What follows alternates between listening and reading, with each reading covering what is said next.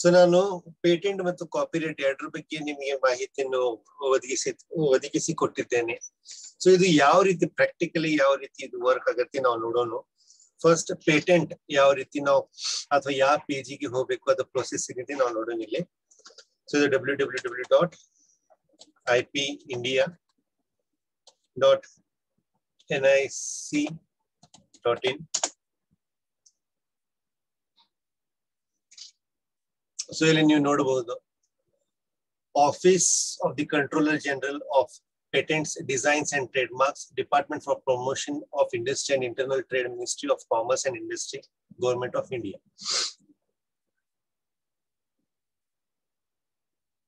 So ಇಲ್ಲಿ ನೀವು ನೋಡಬಹುದು Intellectual Property India. So Government of India ಇದು official website.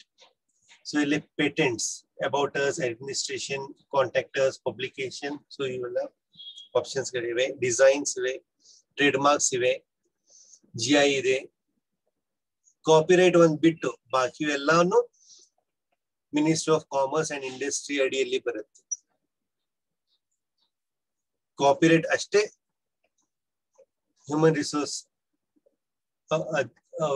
ಅವ್ರ ಅಂಡರ್ ಬರುತ್ತೆ. ಸೊ ಇಲ್ಲಿ ಪೇಟೆಂಟ್ ಗ್ರೀವಿಯನ್ಸ್ ಏನ ಕಂಪ್ಲೇಂಟ್ ಅದು ರೇಸ್ ಮಾಡೋದಿದ್ರೆ ಇಲ್ಲಿ ಮಾಡಬಹುದು. ಮತ್ತು ಪೇಟೆಂಟ್ ಏಜೆಂಟ್ ಫೀ,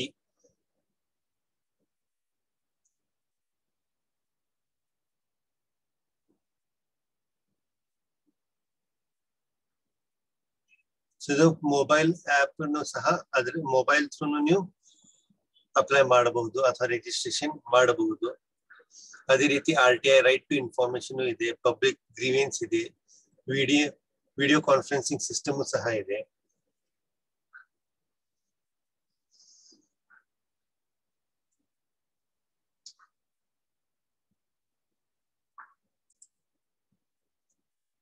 ಸೊ ಇಲ್ಲಿ WIPO ಅದು ಆಪ್ಷನ್ ಇಲ್ಲಿ ಇದೆ ನೋಡಿ.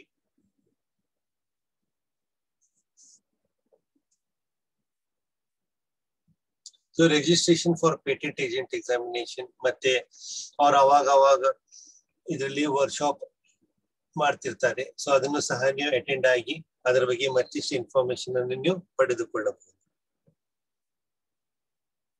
ಸೊ ಇಲ್ಲಿ ಗೇಟ್ವೇಸ್, ಪಬ್ಲಿಕೇಶನ್, ಅಬೌಟ್ ಅಸ್, ರಿಸೋರ್ಸಸ್ ಇವೆಲ್ಲವೇ ನೀವು ಪರ್ಸನಲಿ ಅದಕ್ಕೆ ವಿಸಿಟ್ ಆಗಿ ಮಾಹಿತಿಯನ್ನು ಪಡೆದುಕೊಳ್ಳಬಹುದು. ಸೊ ಇದು ಪೇಟೆಂಟಿಗಾಗಿ. ಮತ್ತೆ ನೆಕ್ಸ್ಟ್ ಕಾಪಿರೈಟ್ ಆಫೀಸ್.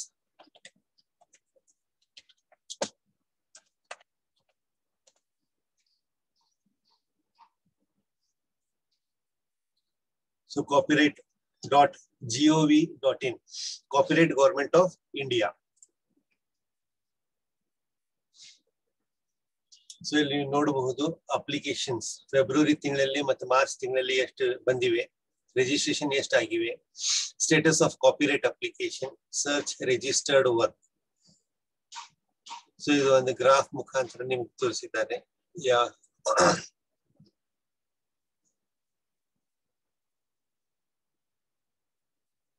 ಸೊ ಈ ಫೈಲಿಂಗ್ ಆಫ್ ಕಾಪಿರೈಟ್ ಅಪ್ಲಿಕೇಶನ್ ನಾ ಹೇಳಿದ್ದೆಲ್ಲ. So form number 14. ಸೊ ಇಲ್ಲಿ ಕ್ಲಿಕ್ ಮಾಡಿ ನೋಡೋಣ. ಅದಕ್ಕಾಗಿ ನೀವು ಒಂದು ಯೂಸರ್ ID ಕ್ರಿಯೇಟ್ ಮಾಡಬೇಕಾಗತ್ತೆ. So enter your valid user ID and password to login. So ನಮ್ಮಲ್ಲಿ ಯೂಸರ್ ID ಇಲ್ಲ.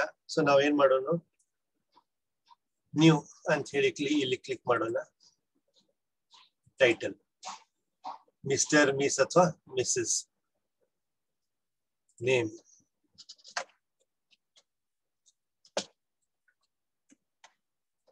surname,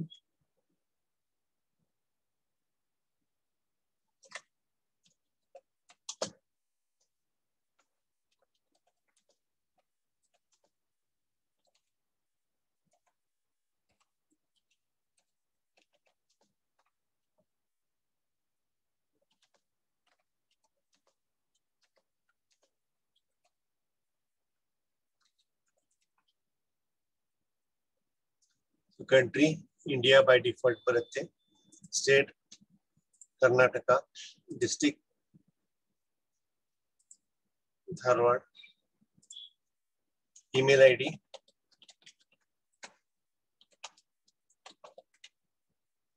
Phone number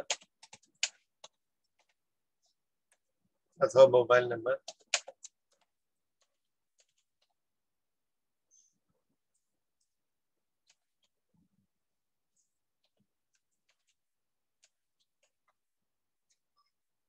So choose your question and answer.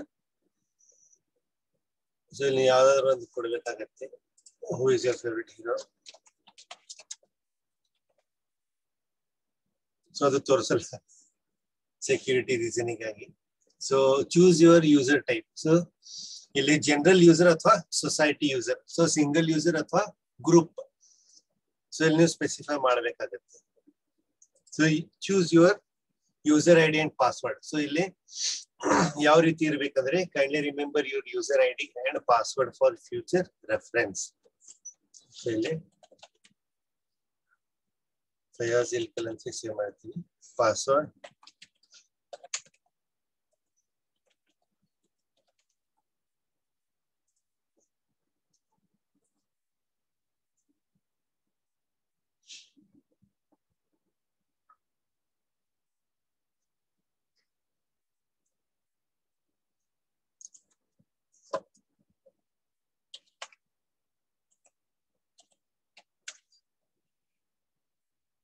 submit. So password must be minimum 8 characters long and have at least one small character, one capital, one number, and one special character. Okay.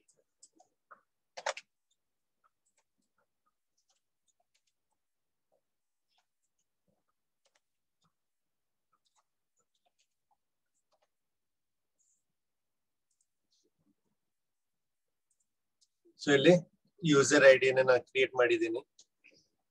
Please click login. ಇಲ್ಲಿ ನೋಡಿ by automatically ಅದು ಇಲ್ಲಿ ಬಂತು. So ಅದೇ ರೀತಿ ಇದು verification code ಇಲ್ಲಿ ನಾವು ಟೈಪ್ ಮಾಡಬೇಕು.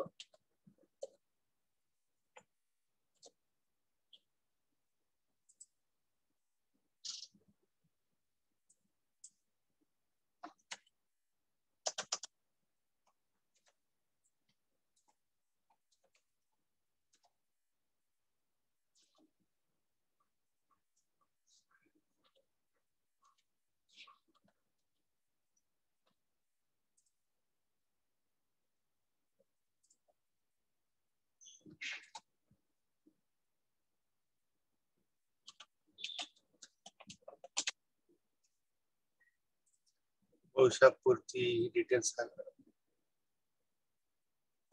ಆಗ್ಬೇಕಾಗತ್ತೆ.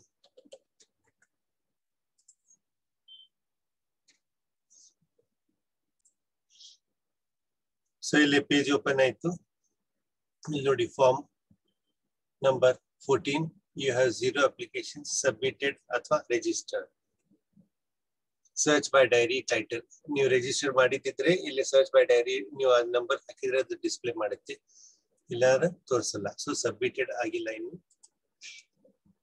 Form number 15.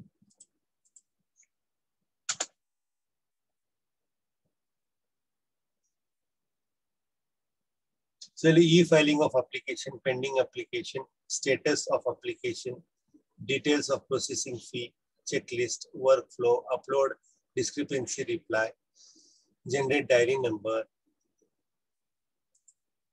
work, upload work and documents, re-upload work by applicant, make repayment, pending payment, payment history.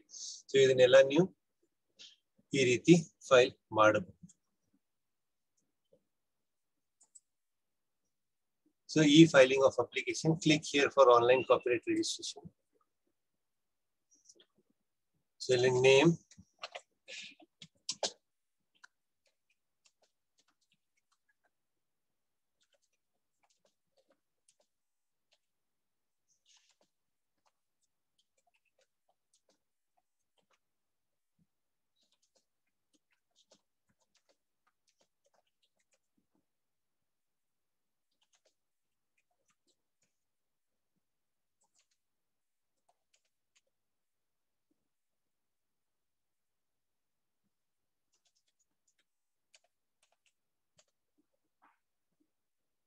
Date of dispatch ಇವತ್ತಿನ ಡೇಟ್ ಹಾಕ್ತೀನಿ ನಾನು. Save party details. ಸೊ ಇಲ್ಲಿ ಸೇವ್ ಆಯ್ತು. ನೀವು ಬೇಕಿದ್ರೆ ಎಡಿಟ್ ಮಾಡಬಹುದು ಅಥವಾ ಡಿಲೀಟ್ ಮಾಡಬಹುದು ಅಥವಾ ಆಡ್ ಒಬ್ಬರಿಗಿಂತ ಜಾಸ್ತಿ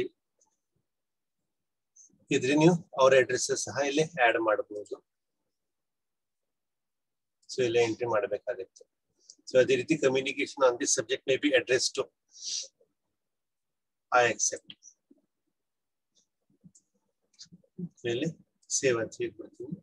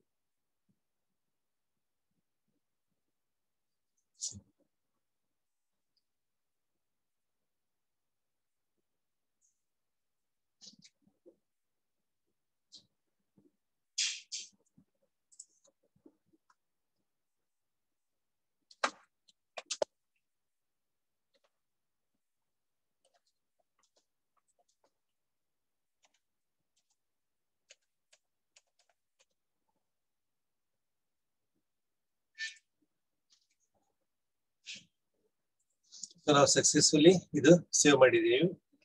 ಸೊ ಇಲ್ಲಿ ನೋಡ್ರಿ, step 1, step 2, step 3, step 4. So first step ನಾವು ಕ್ಲಿಯರ್ ಮಾಡಿದೀವಿ, ಸ್ಟೇಟ್ಮೆಂಟ್ ಆಫ್ ಪರ್ಟಿಕ್ಯುಲರ್ಸ್. ಸೊ ಇಲ್ಲಿ ಇಂಡಿವಿಜುವಲ್ ಇರ್ಬೋದು, ಬಿಸ್ನೆಸ್ ಇರ್ಬೋದು ಅಥವಾ ಅದರ್ಸ್. ಸೊ ಇಲ್ಲಿ ಇಂಡಿವಿಜುವಲ್ ಕ್ಲಿಕ್ ಮಾಡ್ತೀನಿ.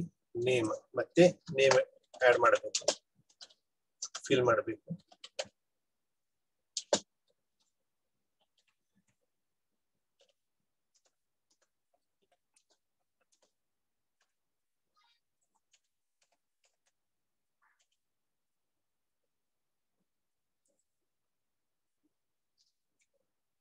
ಸೇವ್ ಆಯ್ತು.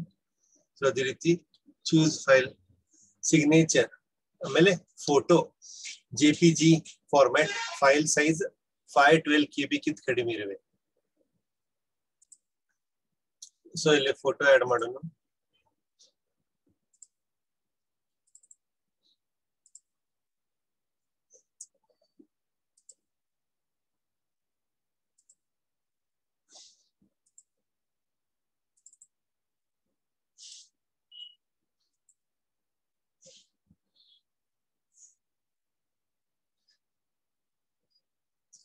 ಸೊ ಅಪ್ಲೋಡ್ ಸಿಗ್ನೇಚರ್ ನಾವು ಇಲ್ಲಿ ಅಪ್ಲೋಡ್ ಮಾಡಿದ್ದೀವಿ.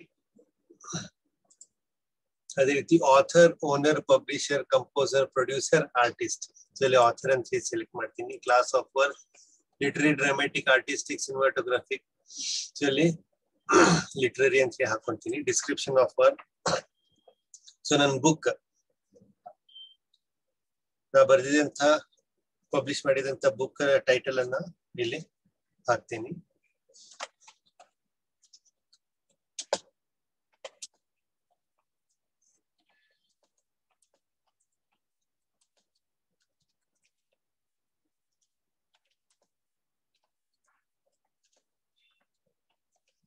So family and society in Arthur Miller's, select place. The title of the work ಅಥವಾ ಅದನ್ನ ಸೇಮ್ ಕಾಪಿ ಪೇಸ್ಟ್ ಮಾಡೋಣ ಇಲ್ಲಿ. ಸೊ ಕಾಪಿ ಪೇಸ್ಟ್ ಆಗಲ್ಲ.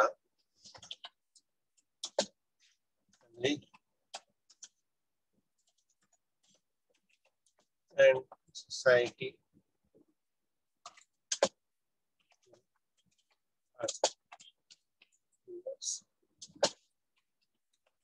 select place.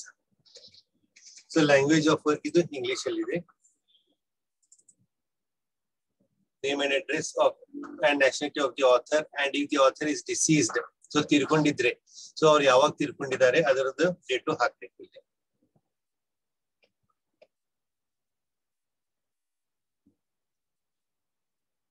So this is the first publication.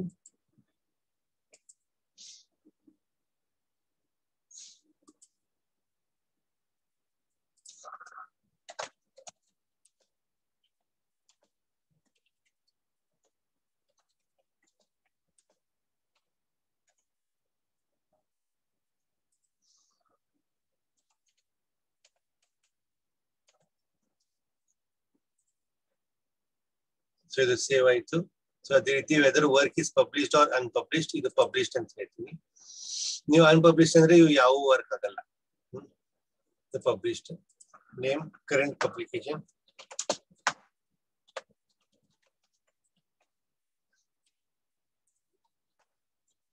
Agra.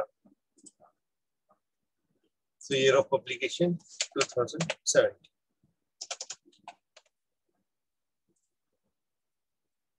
So ಇದು ಸಹ save ಆಯ್ತು. Years and countries of subsequent publication. So reprint ಆಗಿದ್ರೆ ಅದನ್ನು ಸಹ ನೀವು ಅಲ್ಲಿ ಇನ್ಫಾರ್ಮೇಶನ್ ಆಡ್ ಮಾಡಬೇಕಾಗಿರುತ್ತೆ. ಸೊ ಅದೇ ರೀತಿ name and addresses and nationalities of other persons. So ಒಬ್ಬರಿಗಿಂತ ಜಾಸ್ತಿ ಆಥರ್ಸ್ ಇದ್ದಲ್ಲಿ ಅವ್ರದ್ದು ಇಲ್ಲಿ ಮಾಹಿತಿಯನ್ನು ನೀವು ಒದಗಿಸ್ಬೇಕು. ಅದು ಎಷ್ಟಾದ್ರೂ ಇರ್ಬೋದು, ಒಬ್ರು, ಇಬ್ರು, 3, 4 ಒಂದು ಟೀಮ್ ಇದ್ರು ಎಷ್ಟು ಬೇಕಾದಷ್ಟು ನೀವು ಆಡ್ ಮಾಡ್ಕೊಂತ ಹೋಗ್ಬೋದು. ಸೊ ಇದು work is an artistic work. So ಇಲ್ಲಿ ಅದನ್ನು ಸಹ ಆಡ್ ಮಾಡಬಹುದು.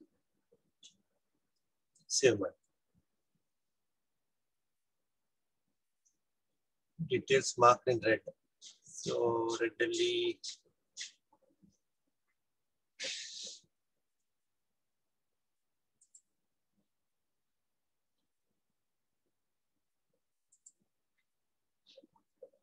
please provide details marked in red. So the red ಯಾವಾಗಿತ್ತು?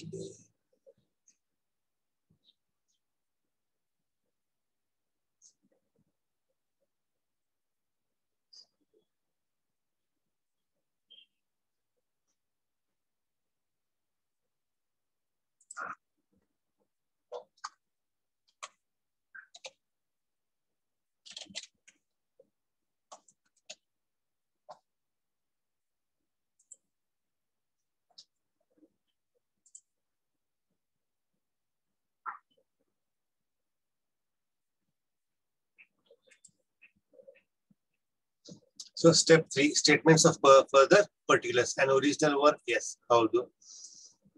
So ಅದು yes ಅಂತ ಹೇಳಿದ ತಕ್ಷಣ ಬಾಕಿ ಎಲ್ಲ ಡಿಸೇಬಲ್ ಆಗ್ಬಿಡ್ತವೆ. No ಅಂತ ಹೇಳಿದಾಗ a translation of a work in public domain, yes or no. A translation of work in which copyright subsists. An adaptation of work in the public domain.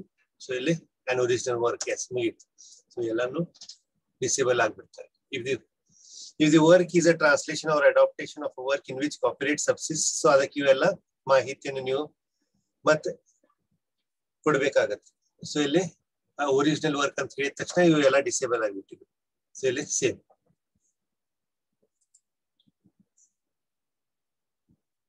So last ಸ್ಟೆಪ್ಪಿಗೆ ನಾವು ಬಂದಿದ್ದೀವಿ.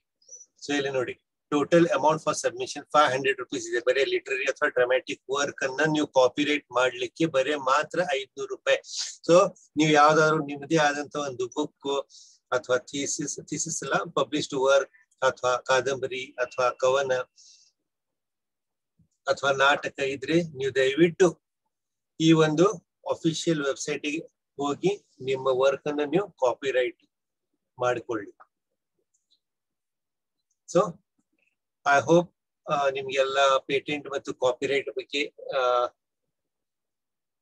ಮಾಹಿತಿಯನ್ನು ಕೊಟ್ಟಿದ್ದೇನೆ ಅಂತ ಅನ್ಕೊಂತ ಇದ್ದೀನಿ. So ಅದಕ್ಕಾಗಿ ನನಗೆ ಈ ಒಂದು ಅವಕಾಶ ಕೊಟ್ಟಿದ್ದಕ್ಕಾಗಿ ರಾಮಾನುಜನ್ ಕಾಲೇಜ್ ಮತ್ತು ನೀವು ಎಲ್ಲ ಪಾರ್ಟಿಸಿಪೆಂಟ್ಸ್ ಗೆ ಅಭಿನಂದನೆಗಳು. Thank you and feel free to contact me if you have any doubts via mail or through phone. Wish you all the very best. Thank you.